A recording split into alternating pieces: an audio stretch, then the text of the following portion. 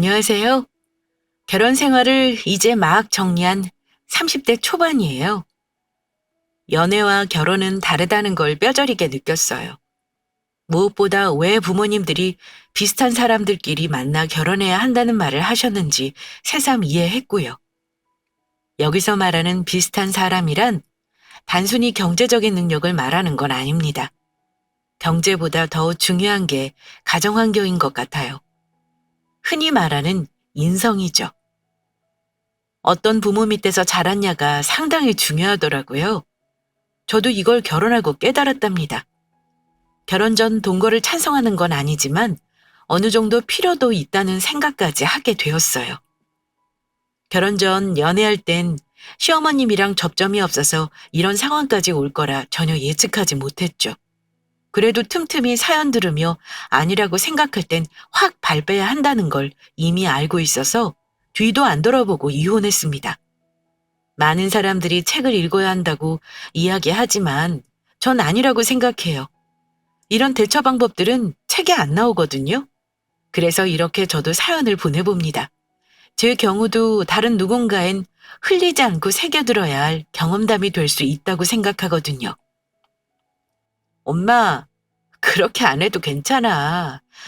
대한민국에서 자기 집 가지고 시작하는 신혼부부가 몇이나 된다고 다들 그렇게 대출받고 갚아가면서 하는 거지. 엄마 아빠 가진 게 이 집 하나인데 이거 놔주면 어떻게 하려고? 별게 다 걱정이다. 이거 다 주면 좋은데 다 주진 못해. 네 말대로 이 집 하나인데 너 주면 우리 갈 데도 없고. 그래도 대충 알아보니까 이 집 팔면 적어도 20평대 아파트 매매하고 남은 돈으로 오피스텔 원룸은 구할 수 있겠더라. 그러면 되는 거지. 너도 집 걱정 없이 사는 거고 우리도 집은 있으면 그동안 들여놓은 연금이랑 나라에서 주는 걸로 생활비는 부담 없으니까. 오히려 잘 됐어. 집 크면 관리비도 많이 드는데 집 줄면 관리비도 줄고 좋지 뭘 그래? 그러니까 잔말 말고 엄마 아빠가 시키는 대로 해. 알았지?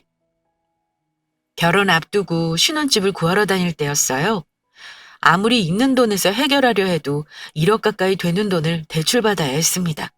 물론 집을 매매하기 위한 대출이 아니었어요. 전세도 무리였고 반월세 개념으로 대출을 받아야 했거든요. 그 이야기를 들으셨던 부모님이 가지고 계신 34평 아파트를 주신다고 했어요. 판돈으로 저희는 24평으로 들어가고 차익으로 부모님은 원룸 오피스텔로 들어가겠다고 말씀하셨죠. 대출을 받으면 대출금 상환이랑 월 이자가 있는데 거기에 반월세 개념으로 다달이 나가는 돈이 많으면 집 사는 거 평생 못 이룰 수 있다고요. 처음엔 당연히 저도 반대했습니다. 하지만 부모님은 완강하셨어요. 자식은 저 하나인데 저 결혼하고 두 분 31평 살면 나가는 돈도 돈이고 썰렁해서 평수 줄여 이사할 생각도 하셨대요. 평수 줄여가며 남는 돈 가지고 있으면 뭐하냐고 유산 미리 준다 생각하고 잔말 말고 받으라는데 감사하면서도 정말 죄송했습니다. 염치가 없는 것 알지만 받아서 시작하는 게 나을 거라는 생각을 떨칠 수 없었어요. 그리고 매달 이자와 월세를 내는 돈을 부모님 용돈으로 드린다면 서로 윈윈이라는 이기적인 생각도 하게 되었습니다. 결국 부모님 말씀대로 진행했어요. 부모님이 가지고 계셨던 34평 아파트를 팔았어요. 그리고 24평형 아파트를 매매하게 되었습니다. 그렇게 감사하게 부모님이 신혼집을 해주셔서 생각보다 쪼들리지 않고 시작할 수 있었어요. 막내 작은아버지네. 이번에 코로나 터지고 나서 가게가 영 안 되는 것 같더라. 매달 내야 하는 가게세도 벌써 2달이나 밀렸대. 이럴 때 용돈 좀 드리고 하는 거지. 30만 원만 붙여라. 알았지? 예? 30만 원이요? 뭘 그렇게 놀라니? 남도 아니고 힘들 때 서로 도와야지. 30만 원이면 한 달 가게세도 안 돼. 그냥 마음만 표현하라는 거지. 매번 달라는 것도 아니고 이런 건 내가 말하지 않아도 니네가 알아서 해야 하는 거야. 요즘 애들은 이렇게 인정머리가 없어선. 결혼하고 몇 달이 지났을까? 업무 중 시어머님한테 전화가 왔습니다. 코로나로 한창 사회적 분위기가 냉랭했을 시기예요. 시댁의 막내 작은아버지가 자영업을 하셨는데 사람들이 오가지 않으니 당연히 잘 될 일 없죠. 가게세를 내기도 버거울 정도로 현상 유지도 안 되는 것 같았어요. 시어머님이랑 같은 동네에 사시니 오가면서도 매일 이야기를 듣는 것 같았고요. 보다 못해 안 되셨는지 전화 주셔서는 월세 한 번이라도 도와야겠다고 말씀하셨습니다. 이런 건 말하지 않아도 알아서 해야 한다는데 솔직히 전 기분이 나쁘더라고요. 자기야, 바빠? 어머님 전화 주셔서 막내 작은아버지 월세 못 낼 정도로 힘들다고 30만 원 붙이라는데 당신도 알고 있어? 그래? 막내 작은아버지 그 정도로 힘드시대? 몰랐지. 그럼 붙여드리면 되지 뭐가 문젠데? 돕고 안 돕고는 우리가 생각해야 할 문제 아니야? 돈 맡겨놓으신 것도 아니고 월세 도와줬으면 하는데 너네 형편대로 붙여주면 좋겠어도 아니고 30만 원 붙이라고 금액 정해주시는 게 말이 돼? 엄마가 생각했을 때 우리 부담 안 되고 생색 낼 수 있는 수준 생각하신 것 같은데 오히려 고마운 거 아니야? 적게 보내서 욕먹고 많이 보내서 다음번 또 주려나 기대 주는 것보다는 딱 부담 안 되는 수준으로 책정해주면 고마운 거지. 우리 엄마가 무슨 말만 하면 목에 힘주고 너무한 거 아니냐고 말하는 당신이 정말 너무하다. 그래서 돈은 보냈어? 남편에게 전화를 걸었어요. 마치 돈 맡겨놓은 것 마냥 30만 원 붙여! 라는 것 자체가 이해를 못하겠다고 기분 나쁘다고 전했습니다. 그러자 오히려 남편은 저를 예민한 사람으로 취급했어요. 월세가 어느 정도인지 모르고 돈을 보냈을 때 적정 금액이 아니면 오히려 보내고도 욕먹을 수 있으니 시어머님이 고민 안 되게 딱 정해줬다고요. 어른으로 그 정도는 할 수 있는 거지 제가 예민하게 군다며 거의 발작 수준으로 저에게 뭐라고 했습니다. 전 사실 어이없었거든요. 그렇게 시아버님을 비롯해 작은 아버님들끼리 형제애가 좋은 것도 아니니까요. 같은 동네 산다는 것, 그게 다라는 걸 결혼 전부터 들었고 결혼 이후에도 크게 달라진 게 없었습니다. 하지만 그런 건 중요하지 않았어요. 시어머님이 말씀하셨고 달라고 하셨으니 주면 되는 거라고 단순한 생각을 가지고 있었으니까요. 아영아, 너 요즘 힘드니? 네? 아니요. 왜요, 어머님? 아니, 니네 요즘 힘든가 해서 신영이가 혼자 살 때만 해도 명절날 용돈 50만 원 받았는데 결혼하고 나니 금액이 더 줄었잖아. 그래도 50만 원은 아니고 30만 원으로 줄었으니 힘든가 해서 물어본 거지. 집도 사돈 내가 해줘서 대출 받은 것도 아니고 둘이 벌면 여유 있을 텐데 금액이 주니까 나 모르게 대출을 받았는지 무슨 일이 있는지 걱정이 되네. 집 대출 받은 거 아니더라도 저축도 하고 나갈 돈이 더 많죠. 둘이 버는 만큼 나가는 돈도 2배가 되었잖아요. 지난번 막내 작은 아버지네 월세 보내고 나니 명절날 여유가 많지 않아요. 생각지도 않은 돈들이 들어가니 어쩔 수 없네요. 그렇게 첫 명절이 다가왔습니다. 명절날 양가 부모님께 얼마나 돈을 드리는지에 대한 부분들이 있었어요. 그런데 마음처럼 많이 드리지는 못하겠더라고요. 대출 이자나 월세는 없지만 저희 노후를 위해 저축해야 할 부분도 있고 양가 부모님이 생신같이 특별한 날을 위해 매달 별도로 저금해둘 금액도 있었거든요. 그래서 양가 명절엔 30만 원부터 시작하기로 했어요. 결혼해서 자금이 운영되는 거 보고 매해 조금씩 늘려가기로 한 거죠. 그런데 딱 돈봉투를 받자마자 전화가 왔습니다. 혹시 무슨 일이 있냐고 물으셔서 아무 일 없다는 답변을 했죠. 그랬더니 하시는 말씀이 둘이 벌면 여유자금이 많을 텐데 오히려 결혼 전보다 용돈이 줄었다며 걱정하시는 들어 마음에 안 든다는 표현을 우회적으로 하셨습니다. 그러면서 대출을 받은 것도 아니고 집도 매매해서 시작했으면서 대체 왜 줄어든 건지 이해 못하시는 눈치셨어요. 그래서 둘이 버는 만큼 나가는 돈이 많다고 대놓고 말했습니다. 그리고 지난번 막내 작은아버님 돈 붙이라고 했던 것도 들먹이며 예상 외에 돈이 나가니 어쩔 수 없다고 했죠. 엄마, 용돈이 작았어? 그래, 알았어. 더는 못 줘도 유지는 해야지. 20만 원 엄마 통장으로 더 붙여줄게. 우리 대출 받은 거 없고 힘든 거 없으니 걱정하지 마. 그래. 끊을게. 당신 그게 무슨 소리야? 나한테 한마디 상의도 없이 전화 뺏어들더니 20만 원을 더 보낸다니? 옆에서 들어보니 엄마가 하는 말 하나도 틀린 거 없잖아. 우리가 대출 받아서 내야 하는 돈이 있는 것도 아니고 엄마도 매달 아니고 명절마다 받는 돈으로 생활비 보태 쓰셨던 것 같은데 없는 형편에 20만 원이나 덜 받으면 어떻게 생활을 하고. 당신도 20만 원에 그렇게 우리 엄마한테 따지고 들어야겠어? 오죽하면 노인네가 전화해 무슨 일 있는 거 아니냐고 그러겠어.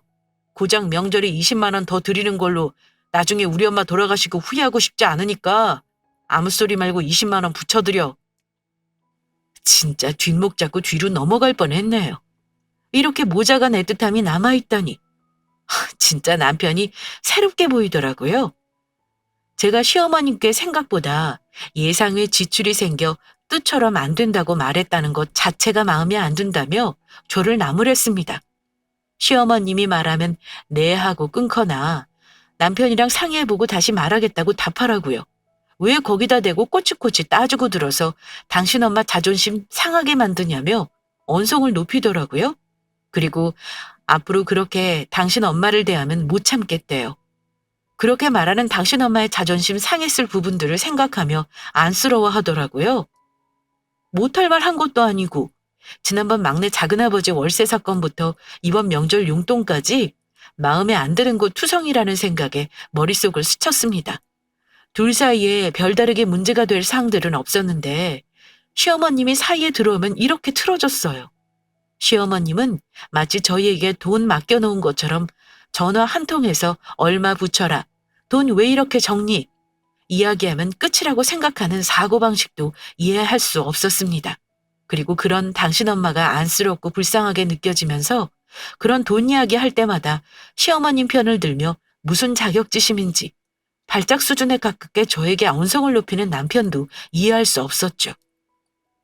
이거 도로 가져가. 너네 형편 뻔히 아는데 뭐 이렇게 많이 넣었어. 지금 여유 있게 느껴져도 임신하고 애 낳으면 말짱 도루묵이야. 부지런히 저축해야지. 받아 엄마. 아무 말 말고 받아. 시댁도 똑같이 드렸어. 시댁은 더 달라고 상화인데 엄마는 왜 이것도 많다고 안 받는다고 그래? 오히려 더 받아야 하는 건 엄마지. 나 속상하게 하지 말고 받아. 이거 줘도 나 사는데 지장 없으니까. 괜한 불똥이 튄 건 친정엄마였습니다. 친정 부모님을 만나 시댁과 똑같이 50만 원을 드렸거든요. 마음에선 생각지도 못한 명절 떡값으로 40만 원이 더 지출된 거에 편치 못했어요. 그래도 1년에 몇 번 없으니 평소에 더 아끼자는 생각을 했죠. 그렇게 친정 부모님께 용돈을 드렸는데 반응이 시어머님과 전혀 달랐습니다. 봉투를 열고 금액을 확인하시자마자 제가 다 민망할 정도로 깜짝 놀라셨어요. 이렇게 많은 돈을 지출하면 언제 돈 모으냐며 제 걱정을 하셨거든요. 지금 여유 있게 느껴지는 부분들도 다 저축해도 모자라다는 말씀도 하셨죠. 그 이야기를 듣는데 속에서 열불이 나더라고요. 시어머님과 반응이 정말 달랐으니까요. 시어머님은 둘이 벌면 여유 있는 거 아니냐며 돈 더 내놓으라고 성화인데 친정부모님은 둘이 벌어도 2배 이상 나간다며 당신네는 챙기지 않아도 된다고 말씀하셨습니다. 그 이야기를 듣는데 기분 좋을 딸들은 아마 세상에 없을 거예요. 저도 그랬고요. 괜히 시어머님 남편한테 쌓였던 서운함이 친정엄마에게 쏟아졌습니다. 친정엄마는 그런 저의 마음을 아는 것 같았어요. 결혼하면 신경 쓸 게 많아 원래 다 그런 거라고 별다른 말을 덧붙이지 않고 조용히 제 등을 토닥여 주셨거든요. 참 속상했습니다. 없는 형편에 친정 부모님은 딸이 어떻게든 힘들지 않게 시작했으면 하는 마음에 이렇게 전해주시는데 시댁은 가진 것도 없으면서 바라는 것만 많았으니까요. 중간에서 남편이 중심을 잡아줬다면 이야기는 달랐을 수 있을지 몰라요. 강 건너 불구경하는 것처럼 관여 안 해도 문제겠지만 오히려 불난지 부채질하듯 제 화를 돋구는 남편 때문에 결혼에 대해서 진지하게 생각하게 되었습니다. 우리 집에도 용돈 보내야 하는 거 아니야? 어? 어머님한테? 그래. 결혼하고 처가댁에는 매달 30만 원씩 보내면서 우리 집엔 명절 때 20만 원 더 주는 거에 그렇게 열 올리는 거 너무 차별 아니야? 우리 엄마도 나 고생해서 키웠는데 결혼했다는 이유로 전보다 용돈도 마음대로 못 드리고 돌아가시고 후회하고 당신 핑계 대는 것보다 이렇게 하는 게 맞는 것 같아. 우리 집 용돈 드리는 게 단순히 용돈의 의미는 아니잖아. 서울 시내 24평 아파트 우리 돈으로 대출받았으면 월 나가야 할 이자만 48만 원이었어. 그런데 대출도 안 받고 아파트 명의로 다 받아놓고 이자만큼도 아닌 꼴랑 30만 원 더 보내면서 그게 용돈이라고 생각하는 거야? 그러던 중 어느 날 남편이 진지하게 말했습니다. 의견을 묻는 게 아니라 통보에 가까운 수준이었죠. 결혼하고 매달 친정에 30만 원 보내고 있었어요. 이 부분은 남편과 합의했거든요. 저희가 결혼하려고 신혼집 알아보면서 대출도 알아봤었어요. 1억 가까이 빌려야 하니 매달 나가는 금액이 만만치 않았고요. 그래서 반전세로 대출을 줄이고 월세를 내는 방안으로 생각했습니다. 대출을 받으면 1년은 미룰 수 있지만 그 후부터는 원금과 같이 갚아야 해서 매달 내는 금액이 컸기 때문이에요. 그런데 감사하게 친정부모님이 도움 주셔서 부담을 줄이고 시작할 수 있었죠. 그런데 결혼한 지 몇 달 되었다고 그런 건 안중에도 없는 것 같았습니다. 왜 친정 부모님께 월 30을 드리는지에 대한 부분으로 감사함은 하나도 없고 당신 부모를 못 챙기는 아쉬움, 죄송함 같은 감정만 남았더라고요. 네, 알아요. 물론 여유가 있으면 양가 부모님 똑같이 드리면 좋죠. 그런데 그렇지 못한다는 걸 너무나 잘 아는 남편이 그런 말을 한다는 게 너무나 어이가 없었습니다. 시어머님과 마찬가지로 형편 나아졌는데 왜 못해? 라는 이런 논리를 폈으니까요. 답답했지만 크게 반대할 수 없었어요. 남편 말대로 시어머님 돌아가시고 나서 월 30만 원 용돈 못 드린 게 한으로 남고 싶지 않았으니까요. 진심으로 우러나와 용돈을 드리자고 동의한 건 아니었어요. 다만 월세, 이자, 원금 갚는다고 생각했을 때 전체 금액을 생각하면 감당 못할 수준도 아니니 그러자고 저를 다독였습니다. 아니 그럼 앞으로 어떻게 된다는 거야? 마스크 대박 난다고 급하게 공장 사서 몇 달 잘 돌아갔잖아. 근데 앞으로는 안 되는 거야? 그게 잘 모르겠어. 앞으로 처음처럼 그렇게 벌이가 나을 거라 장담도 없고 초기엔 물량이 없어 가격도 오르고 줄 서서 사람들이 샀는데 너도 나도 마스크 사업에 뛰어드니까 봐봐 가격도 지난번보다 반이나 줄었잖아. 공장 매매하느라 대출받은 돈도 있어서 마스크 가격이 떨어지면 안 되는데 갈수록 마스크 가격이 하락세를 보이니 나도 감당 못하겠어. 이제라도 팔아야 하나 싶어서 공장 내놨는데 연락 오는 사람이 있어야지. 그래도 형, 버텨봐. 하루 이틀로 끝날 것 같지 않으니까. 결국 오래가는 사람이 강한 사람이라는 말이 있잖아. 다들 힘들 텐데 여기서 발 빼면 오히려 이도저도 아닐 수 있어. 몇 달 지나면 좀 나아지겠지. 그러던 중 가족끼리 주말을 모여 밥을 먹는데 시아주버님이 사업이 힘들다는 소리를 들었습니다. 시아주버님이 코로나가 터지고 마스크 가격이 상승세를 오르자 마스크 공장을 인수했거든요. 지금은 풀리고 가격이 터무니없이 낮아졌지만 초기만 해도 줄 서서 마스크를 구매했으니까요. 전 세계 공포를 줄 만큼 긴장된 사회 분위기, 쉽게 멈추지 않을 거라는 확신으로 무리하게 대출받으셔서 공장을 인수하셨죠. 그리고 6개월 이후부터 자금을 회수하며 빠르게 안정세로 접어들 거라는 확신도 있었고요. 하지만 사람 생각들이 다 비슷하잖아요. 시아주버님 생각처럼 많은 사람들이 마스크에 뛰어들었어요. 그래서 마스크 시장은 빠르게 안정세를 찾았죠. 그 덕분에 우리는 마스크 구매가 쉬워졌는데 마스크 가격이 여전히 비쌀 거라 생각하고 사업에 뛰어든 저희 시아주버님 같은 사람들은 사업이 휘청거릴 수밖에 없었습니다. 초기 한창 비쌀 때 1,500원이 넘던 마스크 가격이 몇 달 사이 1,000원 밑으로 떨어지더니 이제는 많이 구매하면 장당 500원이 되는 시점까지 왔으니까요. 당연히 시아주버님은 많이 당황하셨어요.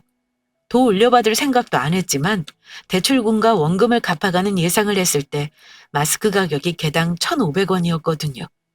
하루에 생산할 수 있는 양은 정해져 있고 당연히 물량이 부족한 시기니 밤새 돌리면 한 달 예상 매출이 나왔어요. 그 예상을 토대로 6개월부터 흑자로 돌아선다고 생각하셨던 거죠. 하지만 공장을 돌린 지 2개월도 채 되지 않아 예상을 벗어난 횡보를 보이니 당황하셨어요.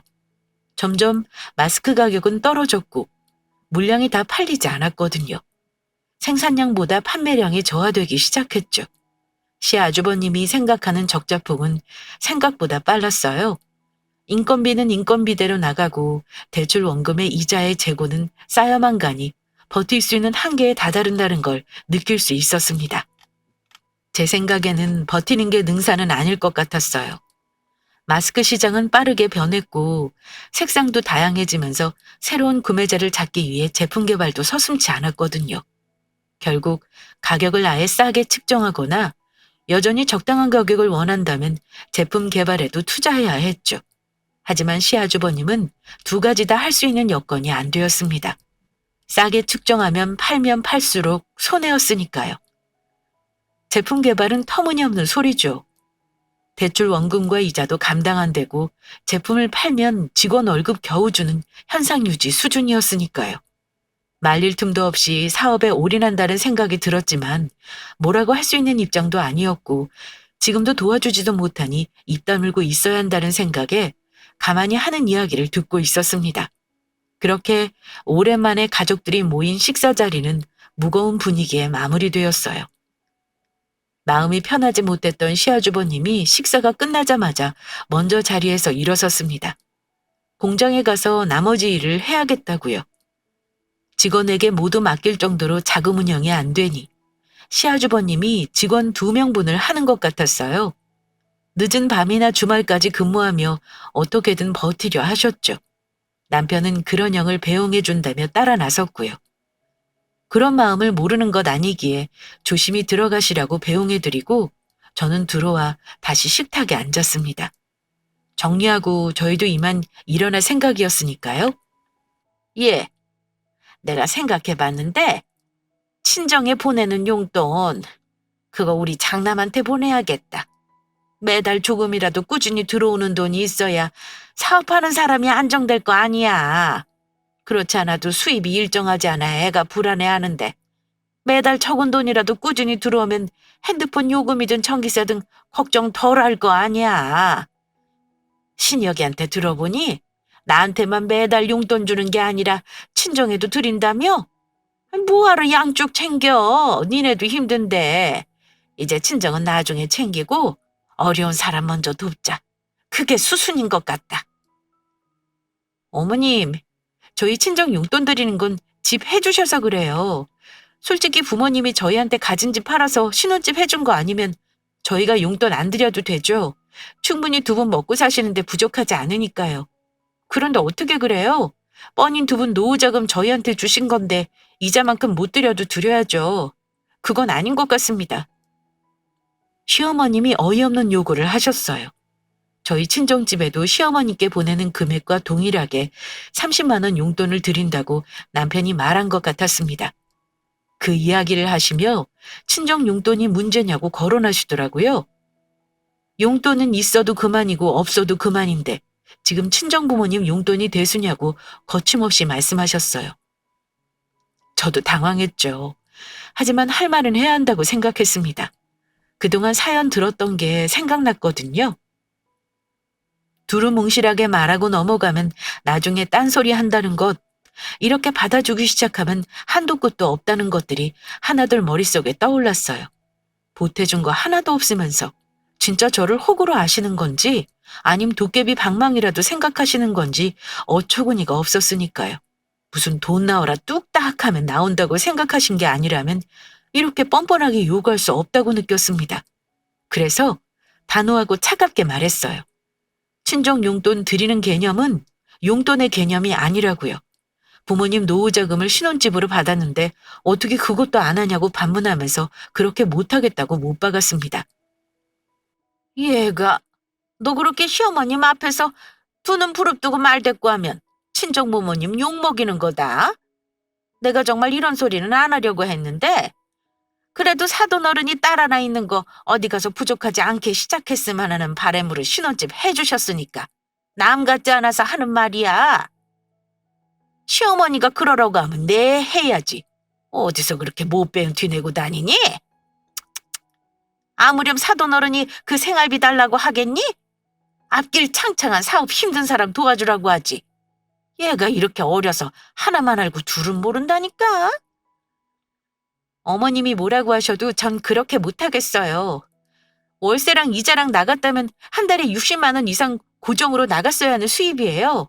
그래도 친정부모님이 형편 많이 봐주셔서 부족하지만 염치 없이 30만 원 드리는 건데 어머님이 전 그렇게 말씀하시고 아주버님 도와야 한다고 하시면 어머님 드리는 용돈 아주버님 드릴게요. 어머님 말씀대로 피 안 섞인 남도 안쓰럽고 아쉬워하는 마당에 어머님이 낳으셨으니 더 마음 아프실 거 아니에요? 어머님 마음 모르는 거 아니니 어머님 용돈 이번 달부터 아주버님께 보내드리려고 신혁 씨한테 이야기할게요. 시어머님은 저희 친정 부모님까지 걸고 넘으셨어요. 사돈 어른들이 어디 가서 기죽지 말라고 없는 재산 내줄 정도인데 제가 너무 정없이 군다고요. 사돈 어른도 시아주버님이 사업 어렵다는 거 알면 당신네 용돈 안 받으면서 도와주라고 할 텐데 꼭 하나하나 다 알려줘야 하냐면서요. 정말 어이없잖아요. 결혼할 때 하나도 보태준 거 없으면서 입만 열면 손해보기 싫고 곧 죽어도 하나라도 더 얻어먹으려는 신보. 흔히 말하는 거지근성 시어머님 이야기를 듣고 있자니 대꾸할 필요성을 못 느끼겠더라고요. 근데 알죠? 보이는 앞에서 결판 짓지 않으면 남편이 시아주머님 보내고 와 이야기하면서 그 돈 고스란히 보내라고 한다는 거요. 그게 아니면 저희 부모님 용돈, 시어머님 용돈, 그리고 시아주버님 용돈까지 드릴 판이라는 생각에 말했습니다. 그렇게 정 시아주버님 안쓰러우시면 시어머님 용돈 대신 드리겠다고요? 솔직히 다른 사람인 저희 엄마가 시아주버님 안쓰러워서 당신 돈 내어준다고 생각할 정도면 당연히 당신 배 아파서 난 자식이니 오죽 안쓰럽겠어요. 100번 양보해서 그 마음 모르는 거 아니니 시어머님 원하시는 대로 해드리겠다고 했습니다. 아무리 생각해도 친정 부모님한테 드리는 건 당연히 드려야 하고 줄 수 있는 건 한정적인데 시어머님이 정 원하신다면 시어머님 용돈 대신 드리겠다고요. 그랬더니 시어머님이 노발대발 장난 아니셨습니다. 얘가 시어머님 무서운 줄 모르고 뭐? 이건 아닌 것 같습니다. 막말로 사돈네는 그 돈 없으면 죽는다니? 신용불량자라도 되신데? 지금 와서 우리 장남하는 소리 못 들었어? 대출금이랑 이자 못 갚으면 신용불량자 될지 모른다잖아. 그런데 사돈네는 갔냐고. 내 가족이라고 생각해봐. 내 가족이 빚 못 갚아 신용불량자 되게 생겼다는데 못 도와주겠어? 이게 다 남이라고 생각하니까 그래. 너 그렇게 남이라고 생각할 거면 이혼해. 뭐 시어머님이 용돈 대신 시아주버님 드린다고? 기껏 월 용돈 30만 원 주는 걸로 누굴 거지로 아는구나. 이혼해. 신혁이가 너랑 결혼하는 거 아니었으면은 그보다 더 많은 거 용돈으로 줘도 아무 말 안 했던 애야. 어디서 이런 못돼 처먹은 애랑 결혼해서 부모 자식 사이 돈 때문에 사이 멀어지게 만들더니 이젠 형제 사이도 갈라놓으려 하네. 너 같은 애랑 우리 신혁이 못 산다. 당장 이혼해. 엄마, 그게 무슨 소리야? 어? 자기야, 당신은 왜 또 가방 들고 어디 가는데? 저에게 악담 쏟아부으셨어요. 그런 며느리 필요 없다고 시댁을 우습게 한다며 소리를 치셨거든요. 남편이 결혼 전 용돈도 넉넉히 주고 모자가 아주 정이 돈독했나 보더라고요. 그런데 저랑 결혼해서 용돈 한 달에 고작 몇십씩 주는 거 눈치 보기 시작하더니 이제는 형제 사이까지 갈라놓을 심산이냐고 난리셨습니다. 그러면서 부모 자식 간 눈치 보고 사이 멀어지게 하는 것도 모자라 형제 사이도 돈 때문에 의리 상하게 만들 위인이면 집안 말아먹기 딱 좋다고 이혼하라고 하셨어요. 그런 며느리 안 보고 살아도 된다고요. 더 이상 들어봤자 좋은 소리 못 들을 것 같았습니다. 그런 사고방식을 가진 시어머님께 뭐가 아쉬워 일일이 대꾸하며 있어야 하나 그런 생각도 들었거든요. 그래서 시어머님이 저에게 소리치시는데 저는 가방 들고 현관으로 나가려고 일어섰습니다. 그때 남편이 시아주버님과 이야기를 끝냈는지 집 안으로 들어왔어요. 시어머님은 고래고래 소리를 지르고 계셨고 저는 나갈 차비를 하니 당황해서 우왕좌왕 하더라고요. 전 그러던 말던 현관에 서 있던 남편을 밀치고 나왔습니다. 차에 타 시동을 켜는데 남편이 나오지 않았어요. 아마 시어머니께 붙들려 한 소리 들었겠죠. 기다릴 필요 못 느끼고 먼저 집으로 출발했어요. 카톡으로 먼저 갈 테니 알아서 오라고 보냈고요. 그렇게 1시간 뒤쯤 남편이 집에 들어오는 소리가 들렸습니다. 얼굴 보기 싫어 안방으로 거실로 나가지도 않았는데 안방으로 알아서 들어오더라고요. 당신 정말이야? 우리 엄마한테 용돈 안 준다고 했어? 그 용돈으로 아주버님 도와준다고? 우리 엄마한테 대놓고 그런 소리 했냐고. 어떻게 그래? 어?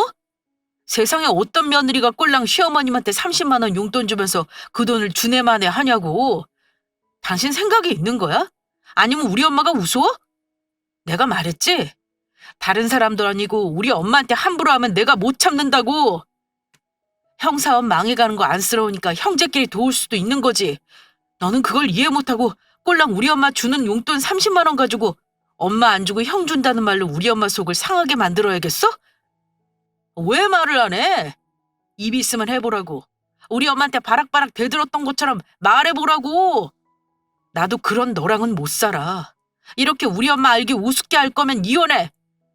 얼마나 남편 알기를 우습게 알면 그런 남편 낳아준 엄마에게 그러냐고. 가만히 앉아 남편이 하는 소리를 듣고 있었습니다. 어디까지 가나 들어볼 심산이었거든요. 가만히 아무런 대꾸도 하지 않고 남편이 하는 소리를 듣고 있었어요. 처음에는 단순히 시어머님 용돈 가지고 치사하게 군다고 언성을 높이더라고요. 그리고 입이 있으면 변명이라도 해보라는 말에 여전히 입을 다문 저를 보더니 남편 목소리가 더 높아졌습니다. 아무래도 제가 할 말이 없다고 생각하는 것 같았어요. 시어머님한테 그렇게 대들고 왔으면서 자기가 나에게 큰 소리 칠 건 생각 못하냐며 비꼬기까지 했거든요. 그래도 묵묵히 듣고 있었습니다. 그런데 아니나 다를까 시어머님한테 어떤 소리를 듣고 온 건지 아니면 정말 작정이라도 했는지 제 앞에서 이혼이라는 두 글자를 말하기 시작했어요. 아예 작정을 한 것 같았죠. 이혼이라는 말을 꺼내는 거 보면 제가 무서워 두 손이라도 빌면서 그것만은 제발이라고 할 줄 알았나 봅니다. 전혀 아닌데 말이죠. 고맙네.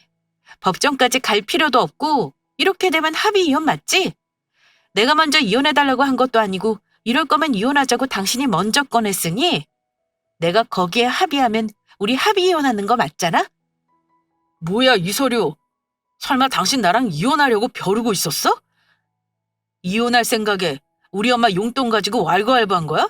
아니면 이혼, 합의 이혼이 아니라 귀책 사유가 당신한테 있는 거 아니야?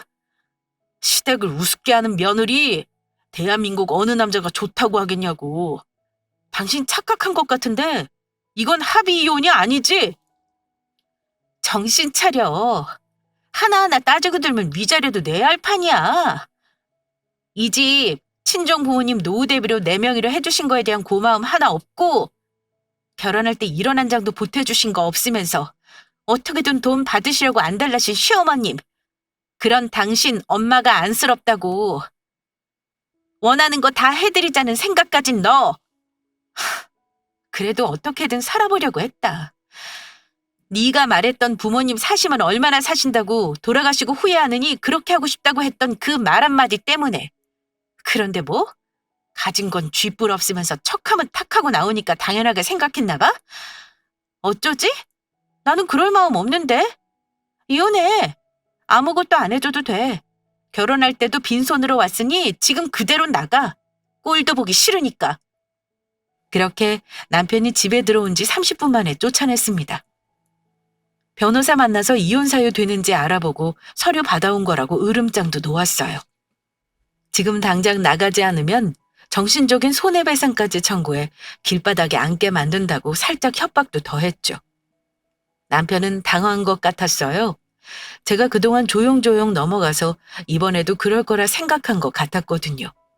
미안하다며 그제서야 저에게 다시 생각해보자는 소리를 했지만 어림없죠. 제가 바보도 아니고요.